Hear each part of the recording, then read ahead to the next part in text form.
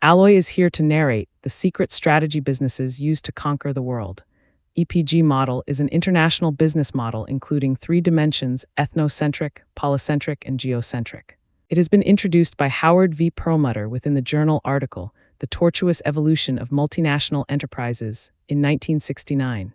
These three dimensions allow executives to more accurately develop their firm's general strategic profile. Now, let's delve into the core principles behind this powerful strategy.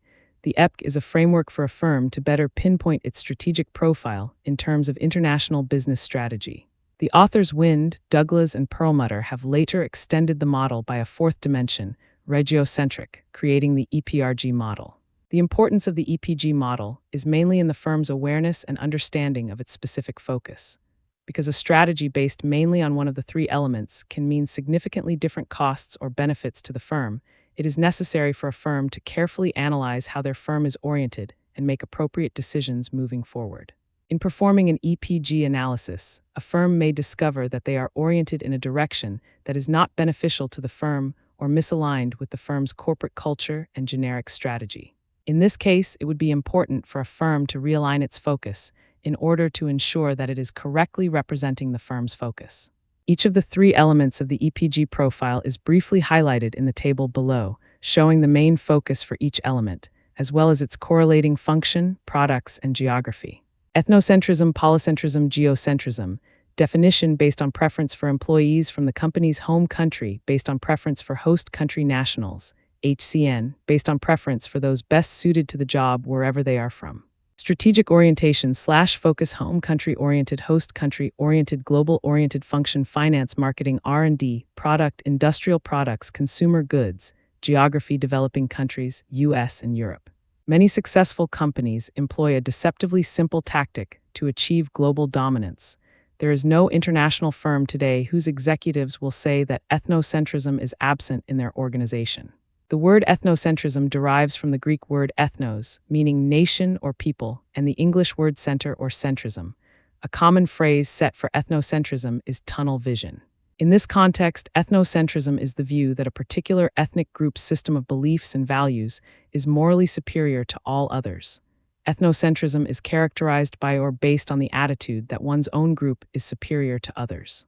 The ethnocentric attitude is found in many companies that have many nationalities and culture groups working together.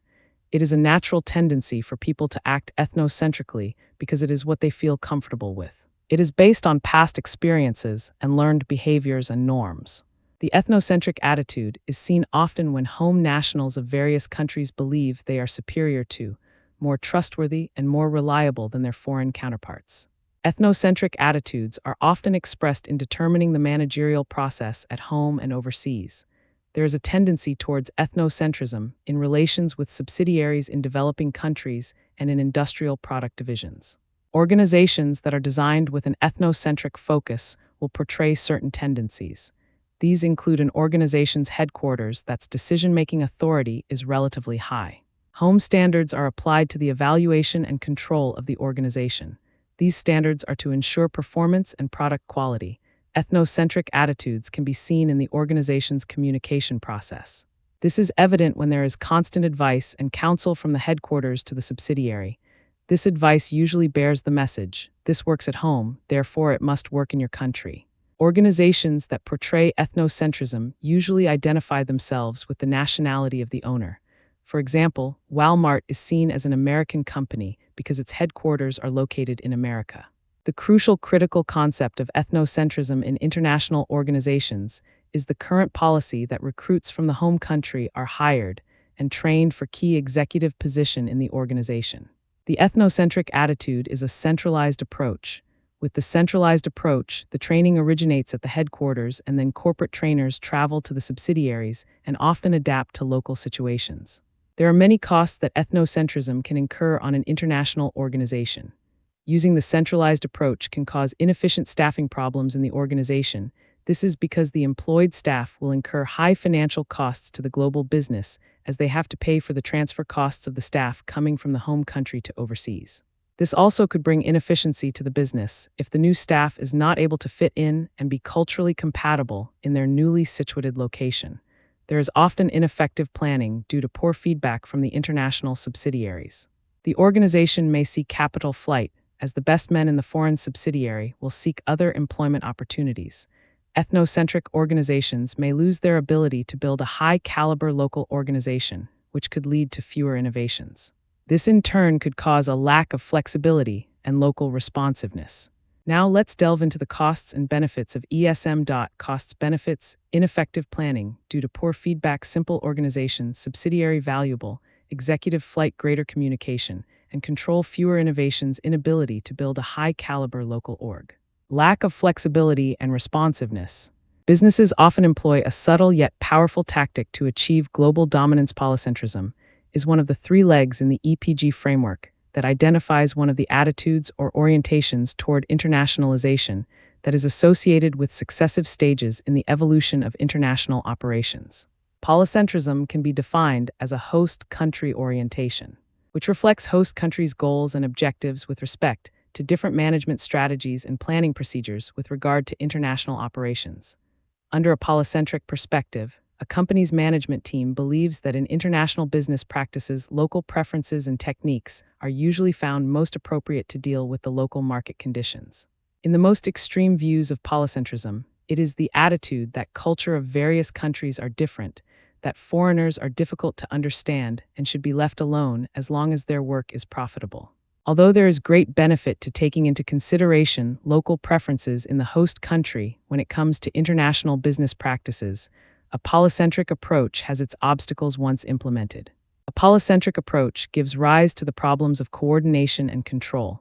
Management usually loses coordination of its international subsidiaries, usually because they are forced to operate independently of one another and establish separate objectives and plans which meet the host country's criteria. Marketing of the company's products are organized on a country-by-country basis, and marketing research is conducted independently in each country. Management is unable to have total control over the company in the host country because it is found that local nationals have a better understanding and awareness of national market conditions, more so than home office personnel.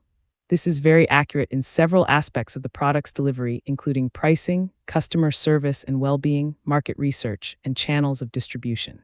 Therefore, the majority of control in the host country's practices is lost, and the company is forced to manage its operations from the outside. Local nationals occupy virtually all of the key positions in their respective local subsidiaries, and they appoint and develop their own people. There are a few other drawbacks to the polycentric approach, which may restrict a multinational company from completely realizing its full potential in the host country. The first drawback of a polycentric approach is that the benefits of global coordination between subsidiaries, such as the development of economies of scale, cannot be realized. This basically restricts the company for mass production of its products, as they are forced to manufacture its products with the local preferences being the priority of production. Secondly, the fact that because all of the subsidiaries work independently of one another, learning across geographic regions is not applied to one another. Therefore, knowledge that could be beneficial across all regions is lost, and subsidiaries could be worse off than if they had obtained the knowledge. Lastly is that the treating of each market as unique may lead to the duplication of facilities.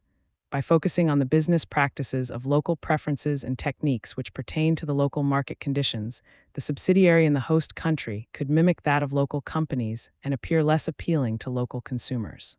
A polycentric approach should only be used within a company in which there is a certain amount of comfort in allowing the host country to make all major decisions, following their own procedures and objectives. It must be understood that there is limited control or communication between the home and host country, and products and distribution may vary across countries.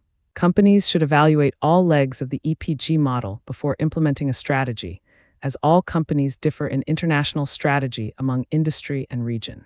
Businesses often employ subtle yet powerful tactics to establish global dominance. Costs, benefits, waste due to duplication, intense exploitation of local markets, localization costs of universal products, better sales due to better informed local management, inefficient use of home country experience, more initiative for local products, excessive regard for local traditions at expense of global growth, more host government support, good local managers with high. Many successful companies employ a deceptively simple tactic to dominate their industries. The third and last aspect of the EPG model is the geocentric portion. This notion focuses on a more world-orientated approach to multinational management. The main difference of geocentrism compared to ethno and polycentrism is that it does not show a bias to either home or host country preferences, but rather spotlights the significance of doing whatever it takes to better serve the organization. This is evident in the sense that upper management does not hire or delegate responsibility to an individual because they best exemplify the host or home country's opinions. Instead, management selects the person best suited to foster the company's goals and solve problems worldwide. The purpose of this is to build an organization in which the subsidiary is not only a good citizen of the host nation, but is a leading exporter from this nation in the international community and contributes such benefits as 1. An increasing supply of hard currency, 2. New skills, and 3. A knowledge of advanced technology. The sole goal of geocentrism is to globally unite both headquarters and subsidiaries. The firm's subsidiaries are thus neither satellites nor independent city-states, but parts of a whole whose focus is on worldwide objectives as well as local objectives, each part making its unique contribution with its unique competence. Furthermore, geocentrism boils down to product differentiation, diversifying functions in the sense that different markets require dissimilar behavior, and lastly, geographic location. Out of all aspects of a business, there are two that are predominantly geocentric: research and development and marketing. As stated previously, this is because different markets, regions, and countries require distinctive ways of approaching them. For example, the standards in which the home country operates are going to be much different from how the host country operates. What is accepted as a permissible way of treating employees in the United States, the home country, may not be acceptable to Chinese employees in the host country. In addition, consumer tastes vary greatly from home country to host country, and going even further, these tastes will continue to change from host country to host country, proving that for R&D to be effective, it must be world-oriented. It is the overall goal of geocentrism to form a collaborative network between headquarters and subsidiaries. This arrangement should entail a set of universal standards that can thus be used as a guideline when attacking key business decisions. Such decisions include the management and startup of new plants, ideas of how to market a product to a new consumer base, and product alterations. The most effective way to enforce geocentrism is with a formal reward system that encourages both subsidiary and headquarters managers to work for global goals rather than just defending home country values. This ideology is a great example of how today's business must manage both global and local issues in order to succeed in the end. While there are many obstacles that will hinder a company's ability to become geocentric, there are also a handful of forces which will drive them towards this. For instance, there is the loss of national sovereignty. When one nation is dominated by another, this can lead to a loss in economic and political nationalism. There is also the feeling from host countries that receive disproportionate reimbursement from international profits that only fuels the lack of trust toward big corporations felt by political leaders of host countries. On the other hand, there are also forces that push an organization to the geocentric notion of managing a multinational corporation, MNC. The first and most obvious of these is competition. If one company is to enter a new country or market, it forces rivals to do the same in order to maintain pace. Secondly, there is a large number of customers available to MNCs internationally that require a geocentric approach in order to be effectively targeted. A third force causing this movement is the abundance of growing world markets, occurring in areas such as income-earning age population, rising GDPs, and escalating disposable income in areas such as China and Korea. With that said, geocentrism is an ideology that must be accepted by any corporation operating globally in order for any sort of success and long-term stability to be attained. However, there are certain aspects of the business life in which ethnocentrism and polycentrism are more adequate models to follow, but functional smoothness and success in both home and host countries is dependent upon upper management's ability to select individuals who are world-oriented as opposed to home or host country-centered. Costs, benefits, high communication and travel costs, integrated global outlook, educational costs at all levels, more powerful total company throughout time, spent in consensus decision-making, better quality of products and services, international headquarters, bureaucracy, worldwide use of best resources, too wide distribution of power, improved local country management personnel problems, especially those of international executive reentry, greater commitment to global objectives, higher global profit, strategic positioning, and relentless innovation are the key elements of the secret strategy businesses use to conquer the world.